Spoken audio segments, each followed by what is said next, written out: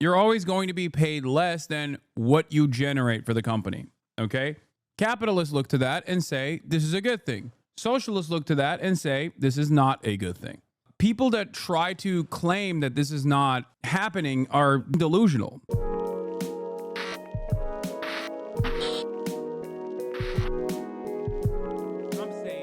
Also, oh my God, what a fantastic video to look into right as we were talking about this from Hakim. Why do people defend billionaires? Let's take a look.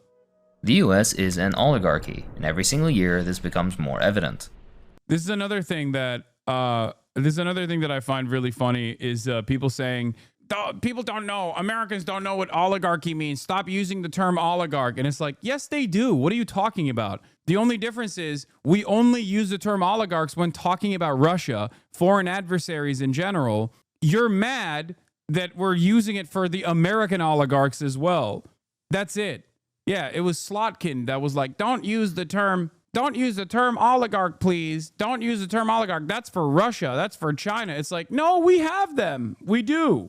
Normally, this fact is subtle, but recently, rather than hiding behind the power of money and lobbying groups, billionaires in the second Trump run show their face openly and seem almost proud of their cozy relationship to state power and their ability to control a so-called democratic government. How did this all start?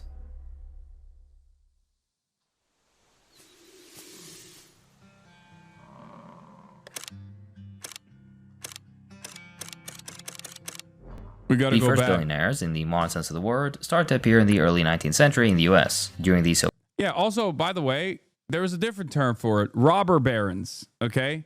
There's a different term for it. Now it's oligarchs, but before it was robber barons. Called Gilded Age. Due to the massive and massively uneven economic growth at the time, a small group of people managed to amass extreme wealth. They were very different from the richest members of society before them. They made their money mainly through business and industry, and didn't hold formal titles or political positions, but they had immense wealth, and through that, power. These were known as the robber barons. This was a period of a more blatantly unregulated capitalism, where exploitative business practices such as workers being paid almost nothing, dangerous working conditions, and abuse was routine. Their customers received poor quality products and inflated prices, and were faced with price hikes, collusion, fraud, supply limitations, and more in an effort to drive up prices artificially. They held total monopolies across industries, formed trusts, and bribed politicians into helping them keep their positions. They were also, at the time, absolutely hated by the public. As time went on, political agitation and the international situation forced better conditions at home, but exported the relentless profit-seeking and horrible conditions abroad instead. At home, many billionaires made their way in tech or finance industries, rather than heavy industries. Through the new frontier of internet and tech, they've managed to somewhat improve their image in the public eye. Some people are now even willing to openly support their wealth hoarding. Moving into COVID, well, it devastated most people, but not billionaires. While millions fell into poverty, 573 new billionaires emerged, one every 30 hours. Fantastic. Meanwhile, nearly Kevin O'Leary's like, this is great. 8 million people were pushed into extreme poverty at almost the same rate. The clear wealth shift, of course, went unmentioned. Billionaires didn't suddenly become smarter or work harder overnight. Instead, workers slaved away for longer hours, often for lower pay and in worse conditions, while the wealthy manipulated the system to their advantage. Through privatization, monopolies, deregulation, and attacks on workers' rights, they funneled an obscene amount of wealth into their own pockets, often with the backing of governments prioritizing corporate profits over people's well-being. In just 24 months, billionaire wealth grew more than it had in the previous 23 years combined. Before the pandemic, the world's billionaire-controlled wealth was equivalent to 4.4% of global GDP. Now that figure stands at 13.9%. That's a threefold increase. Today, 2,668 billionaires control over $12.7 trillion, which is 3.8 trillion more than in 2020. The 10 richest men alone own more wealth than 40% of humanity combined, about 3.1 billion people. Nothing wrong here. This seems like a good system. Yeah, look who it is, by the way.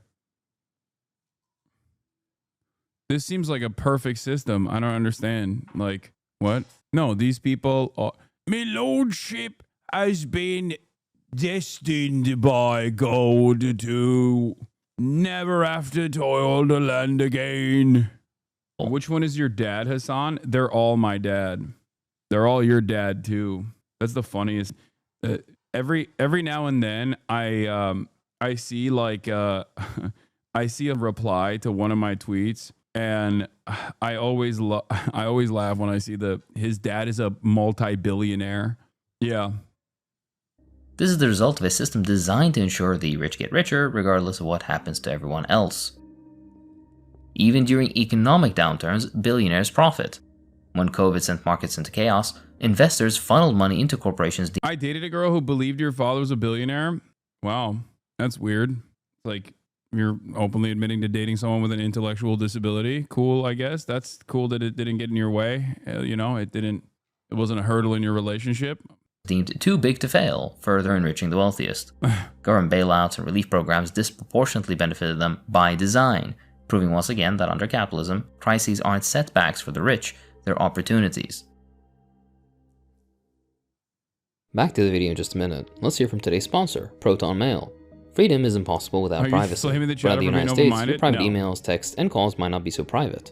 Thanks to Section 702 of the FISA Amendment Act, intelligence agencies can collect data on foreign nationals, but there's a backdoor that lets them surveil people in the United States as well. And it's not just the NSA. Federal and even local law enforcement can access personal data from third parties without a warrant. This means that your emails, your texts, and your calls are all exaggerating your family's wealth is a form of character assassination. That's where Proton Mail comes in. I never thought. Take control of your privacy by especially because it's not even a Proton's thing. free encrypted email service to protect your identity online. Proton is built with privacy at its core. It's not Headquartered even in Switzerland. It's protected it's not by some even of the world's like strongest a privacy thing laws. that Laws that make it illegal impacts for Swiss me at companies all. to cooperate with foreign surveillance. My favorite type of lie is the type of lie where it's like, even if it was real, it still doesn't change anything. You know what I mean? Your emails are locked before they even reach Proton servers. Not even Proton can Like, read them. okay, It's not just email. let's say Proton he Drive, is. Proton Pass, He's and not, Proton Calendar but all let's say give he you is. access What the to fuck pictures, does that have to ensuring do your with files, me? passwords, and schedules stay You know what I secure mean? alone. In a world where governments and corporations constantly look for ways to access your data, privacy shouldn't be a luxury. It should be the default. Join over 100 million people taking control of Anyway. privacy with Proton. Get started for free using my link, proton.me/Hakim. Thanks to Proton Mail for the sponsorship. This allows me to pay my editor fairly, which is much appreciated. Alright, back to the video. Now, who are they? Billionaires are not a distinct class. They are a small and far richer portion of the bourgeoisie, the owning class, the capitalist class. No. I mean like nepotism. Well, I am a nepotism recipient. That is not fake. What I'm talking about is in terms of my output, in terms of my beliefs, in terms of what I have to say, like, their perspective does not change anything about mine. You know what I mean? Class. Their relationship to production and how they make their money is fundamentally the same. They just do it on a much larger scale. This doesn't mean they have the same interests as the rest of the wealthy, though. Conflicting interests exist even within social classes depending on the situation. Regardless, estimating the number of billionaires or each of their personal wealth is extremely difficult to do accurately. Since all their wealth is private, the public has no access to the relevant information and have to just estimate based on their stock holdings in public companies. Many people still underestimate just how small a proportion of people billionaires are, about 0.00002% of the global population, or 3,000 people. This is an incredibly tiny minority. Some try to use their wealth to become famous, and you probably already know of those.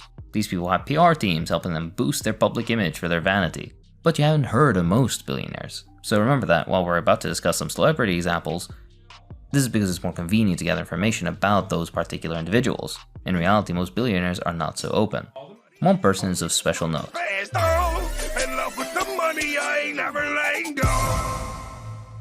The current richest man in the world, and maybe the most notable and obnoxious face of billionaires right now, Elon Musk. Let's make something plainly clear. This man, like practically all billionaires, wasn't self-made, whatever that means to begin with. His father owned the rights to the output of at least 3 emerald mines in apartheid South Africa. His father likewise lent him over $50,000 in inflation-adjusted dollars so that he could buy himself into successful projects. This is beating a dead horse at this point, but there are so many more quirks like this within Musk's life, and it's safe to say that no one watching this has parents that can easily lend them tens of thousands of dollars along with colonial mineral mine wealth. Oh, brother, this guy stinks! Anyways, his political career shot off suddenly in 2022 when sex crime allegations against him went public. He allegedly made a SpaceX flight attendant give him a massage, rubbed her leg, exposed his penis to her, and offered her a horse in exchange for sexual acts. What a strange man this is. Freak. This fits with a wider pattern of behavior. He was known to have sex with Video subordinates name, at his please. companies. Why do people defend billionaires is the name of the video. It should be the link should be, the URL of the video should be pinned already to the asked top. women there to have his babies, and was sued by a different group of plaintiffs for the culture of extreme sexism and sexual harassment that had developed at SpaceX. His Twitter at the time revealed he somehow knew these allegations were coming. Despite we this got a evidence, hype though, he train never going. faced court or any investigations. Laws simply don't apply at this level of wealth, as long as you don't leverage your wealth to threaten capital. Regardless, his company paid $250,000 to his accuser in exchange for her silence, a tax-deductible expense, mind you. A life-changing amount for her, but pretty cheap to buy legal immunity, wouldn't you say? But when these allegations later went public, and with his reputation at risk, it forced him to quickly pivot into the anti-woke, left-gone-too-far conspiratorial nonsense he's now been most known for. He kinda already had this type of fanbase because he was already a billionaire and obvious fraud, but he had previously kept close ties to the Democratic Party, which is equally cringe, and was known more for his massive promises in tech than his right-wing conspiracies. He donated to both parties and even supported Obama. It's easy to see his strategy in aligning himself with Trump now, though. It provides a fan base who don't care about sex crimes, it provides an easy escape to just say the left made up the allegations, and make sure no matter how obvious a fraud he is and how many of his projects fail, he can still get public money from Republican states. He's also under investigation by multiple federal authorities, which he can now defund whenever he wants. Moving aside from one particular case example, how does one exactly become a billionaire? Well, there's only one way to become that rich, and it's through capital accumulation. That's the core mechanism of capitalism. Yeah. If you have money, you can buy productive and well-performing assets, factories, land, companies, whatever, and those assets bring in even more income. The average person working for wages can't compete with that. They can't even break into the system. Over time, wealth concentrates, not by accident, but by design. Owners don't create value, they extract it. Workers do the labor, but the owners take the profits. The more you own, the more people you can exploit, and when you're sitting at the top of a global system like this, with billions of people beneath you, even a small cut from each person adds up fast. This isn't rhetoric, this is an empirically verifiable phenomenon referred to as surplus value extraction. For a deeper dive into how this mechanism actually takes place, check out this video here.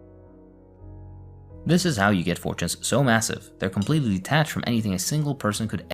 Exploitation in the Marxian sense is just simply how things are. It's just profit, right? It's called exploitation because it's an extraction of surplus labor value, as in your output to the company, you're always going to be paid less. You're always going to be paid less than what you generate for the company, okay? That's it. Capitalists look to that and say, this is a good thing. Socialists look to that and say, this is not a good thing. People that try to claim that this is not, happening are delusional. It doesn't make any sense. You either believe that this is a just process and good, or you don't. But you can't deny that it happens. No getting banned and wondering what I did. Oh, okay. Here, take a week off. You too. That's so funny that you guys think that I won't ban you. I'll give you all weeks off. Like, literally, I don't give a shit. You should be excited at the prospect that, like, I think y'all forgot. Oh, I don't give a fuck. Even if you think you're making a joke, I'll blast you for a week. I don't give a shit. Be happy that I didn't put you on a perma. This is a dictatorship. A dictatorship of the streamer class, not of the chatter class. Okay? Let's continue. Ever do by just working. It's not about working hard, it's about already being rich enough to keep multiplying that wealth. Likewise, nobody becomes a billionaire by selling one specific product. That's just branding. They don't make their money from apps or oil. They make their money from capital, owning things that other people work on. Businesses don't create wealth, people do, and labor does.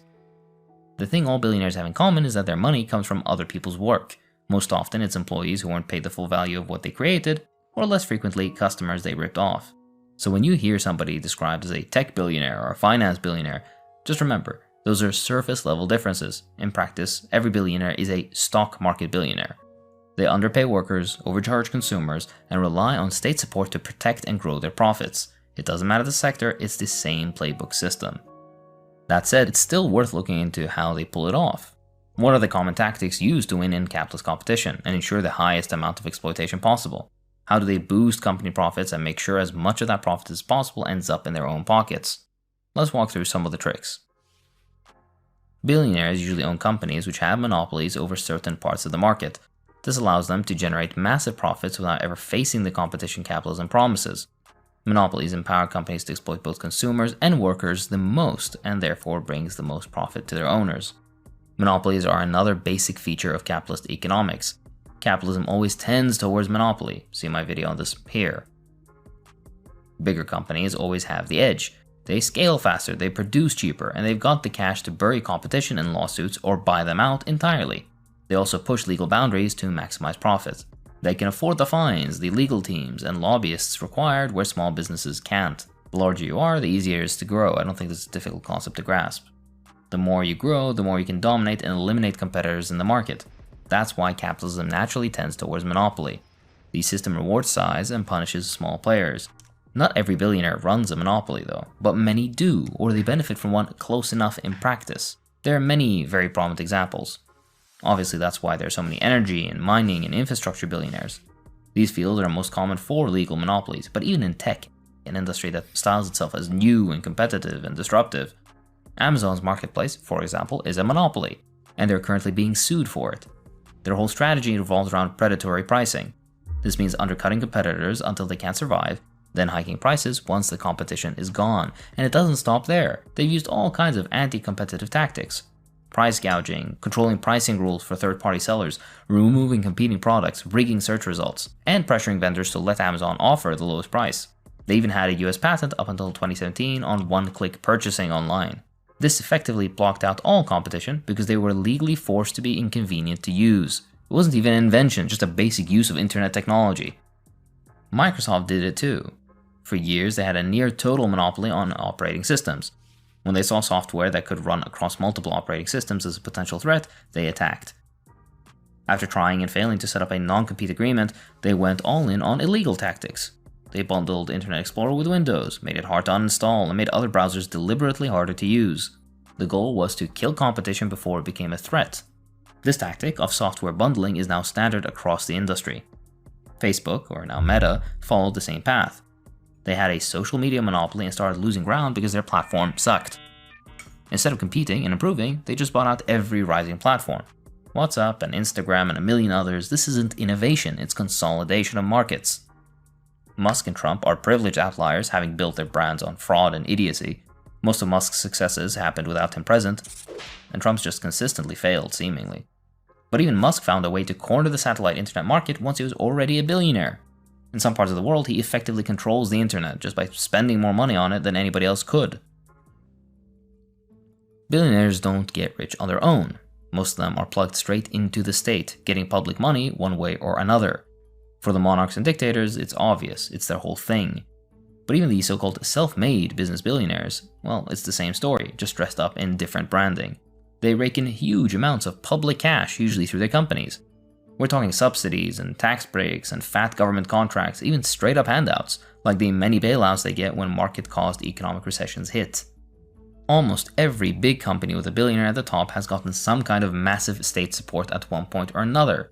And not just once usually, this happens over and over again, usually under better terms than what small businesses or startups could get. It's part of what keeps them at the top. Musk is the poster child for this. The government's handed him at least $38 billion so far, and that's just the public info. That doesn't even include secret Pentagon deals like the $1.8 billion spy satellite contract for SpaceX. Then there's Amazon, which has pulled in over $3.7 billion in local and state subsidies, while towns around the country are cutting public services or raising taxes just to stay afloat. Even Facebook is cashing in, getting massive tax breaks for vague promises about jobs or innovations, and leaving communities with nothing but surveillance and debt. That's also not mentioning all the taxes they dodge. The trick is often the same. These giant companies play cities and states off of each other. They promise them jobs, maybe a shiny new facility, and suddenly everybody's throwing public money at them just to stay in the running. Sometimes it's desperation, other times it's just a convenient excuse, an easy way for local officials to funnel cash to the rich in exchange for campaign money or cushy favors. Either way, it's not innovation that builds these fortunes, it's public money, your money, quietly funneled upwards, turned into private wealth for the people already holding most of the cards. Your money and your labor. Your money, your tax breaks, your subsidies, and more importantly of all, your labor. This is so important because once you recognize that reality, there's really no going back. It's very hard to look at the system that we exist under in the same way. Once that reality sets in, this is why people are so terrified of any kind of anti-capitalist way of thinking. They don't want, like, this is what most people don't understand about Das Kapital either. Okay, streamers make money off people who made those YouTube videos. Yes, exactly. I am exploiting Hakim by watching his YouTube video because I am basically the robber baron of the content creation world. I like that people still do this argument. Like, I only watch my friends' videos at this point, like content creators who want me to watch their videos. And people still complain about it. It's like, dude, both parties have consented to this. Why the fuck are you chirping? That's number one. Number two, as I was saying, people don't understand. Das Kapital is not a like how to overthrow capitalism textbook. It's just describing capitalism.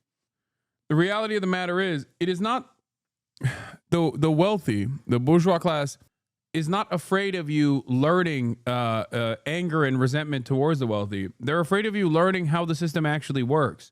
They have class consciousness. You don't. Yeah, it's descriptive. It's not prescriptive. It's just when you figure out how the system works, it's very hard to defend it. It's very hard to defend it, especially when you recognize your position inside of the system. That's it. Under capitalism, private media tends to conglomerate, and it serves the interest of the owner class who can always control it and outproduce those smaller groups they don't control. See my video on this here. This is bad enough, but with billionaires able to own majority stakes in media companies, they get an immense level of personal control over media output. This may be media billionaires who own and control large portions of the media environment, or even unrelated billionaires who purchase media outlets just to further their influence. The Wall Street Journal and New York Times are owned by billionaires. On the TV side, you've got names like Brian Roberts at Comcast and John Malone at Liberty Media calling the shots. Not to mention, these are often the same individuals with close ties to state power, or even occupying government positions themselves. This completely undermines the idea of the media holding democratic governments to account, if you ever believed this bullshit to begin with. So we have a media system broadly skewed towards protecting vested financial interests. As the rich get richer, they'll inevitably purchase and merge more and more outlets, increasing the amount of the market that they can directly control. Musk and Zuckerberg control social media, with the US threatening to ban the only thing they don't, which was TikTok. There's that thing of the state supporting monopolies again. Even Bezos owns a newspaper, The Washington Post. He didn't build its ill-gotten reputation, he bought it and now exploits it. Freedom of the press under capitalism is the freedom for the rich to buy the press, buy the writers, and shape public opinion into whatever serves their class. In the US, almost every major media outlet is owned, at least in part, by a billionaire. Some, like Robert Murdoch and Michael Bloomberg, built their empires in media from the start. Others, like Bezos, just bought their way into it once the money was already made. For them, media isn't about journalism, it's about control and pushing their agenda. It's not even subtle. Musk, for example, took over Twitter, gutted the safety systems, and then personally banned journalists who criticized them. That's not just editorial bias, that's straight up, if I don't like it, it goes. He doesn't even pretend to be objective. That's the kind of power you get when you own the platform. It's not just what gets reported, it's about what doesn't. Stories disappear, certain opinions are sidelined. Journalists know that one person determines the perspective of their whole company, and that to keep a job they must make things their boss's boss agrees with, even if they don't.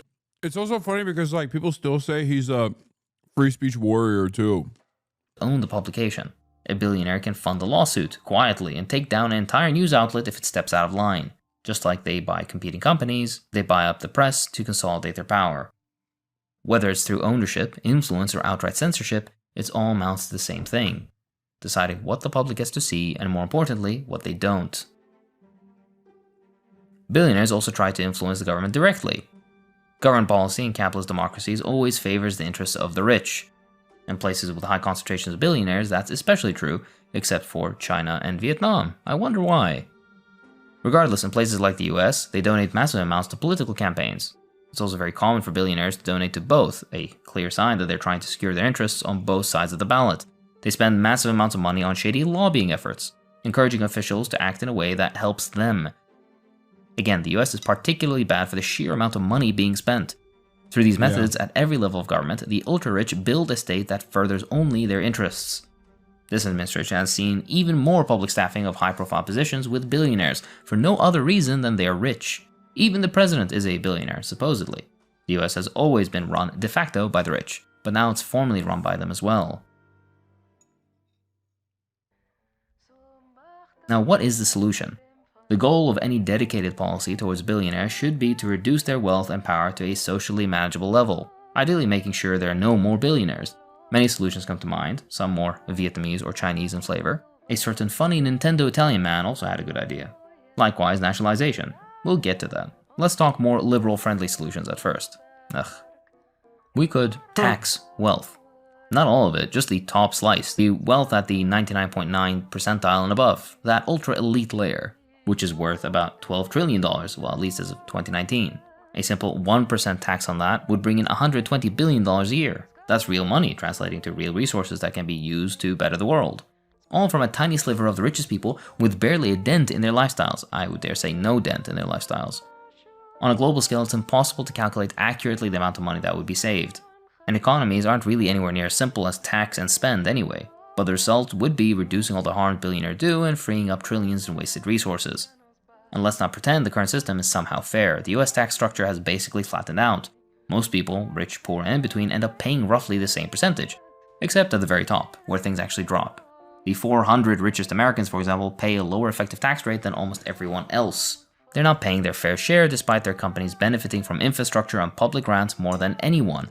A lot of people know this already. Polls show that 57% of Americans think billionaires are taxed too little, and nearly half think they're not even paying what they legally owe. That's a depressingly low statistic for obvious facts.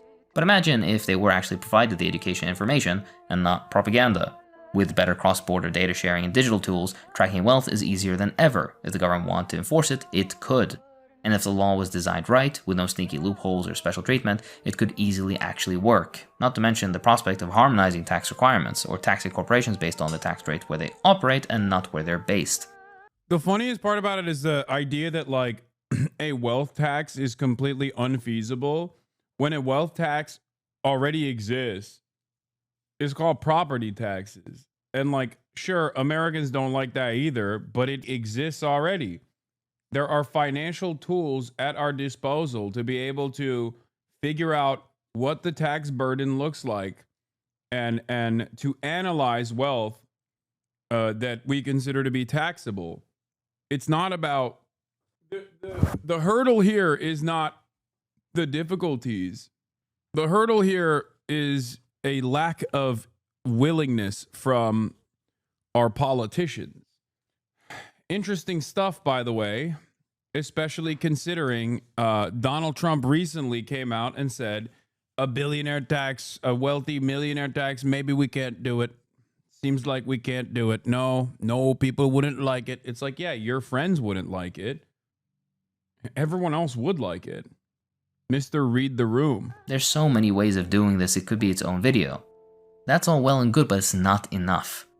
A real strategy should be focused on the nationalization and collectivization of the most critical industries, a tight leash on any allowed public business activity with direct government oversight, and severe laws against both political meddling through wealth, lobbying, corruption, and profit-seeking through unethical practices.